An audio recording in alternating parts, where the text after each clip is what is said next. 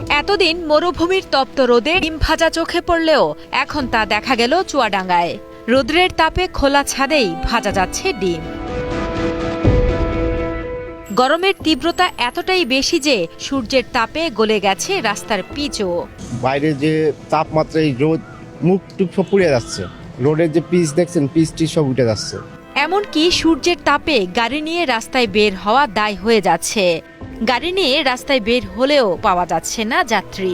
10টার পরে এমনি মাত্রা যে রোদ অনেক তাপমাত্রা হয়ে যাচ্ছে, অটো তো চালান যাচ্ছে না, শরীরের চামড়া পুড়ি যাচ্ছে, অনেক কালো হয়ে আসছে। প্রায় 2টা-3টা পর্যন্ত প্রচুর তাপ থাকছে চুয়াডাঙ্গায়। এরকম মানুষ তো বেড়াতে পারছে না, তো ভাড়া উঠবে কিভাবে?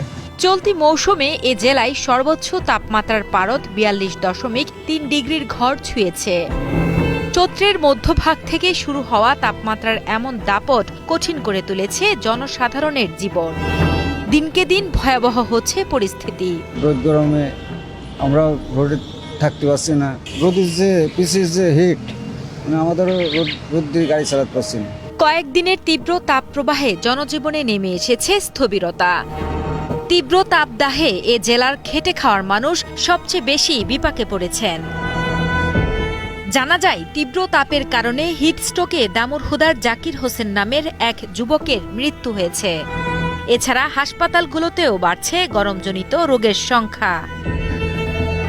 সর্বোচ্চ তাপমাত্রা নিয়ে বিশেষজ্ঞরা জানান, মূলত 4টি কারণে চুয়াডাঙ্গায় গরমের তীব্রতা অনুভূত হয়। শুধু গরমই নয়, শীতেও সর্বনিম্ন তাপমাত্রার রেকর্ড গড়ে এ জেলা।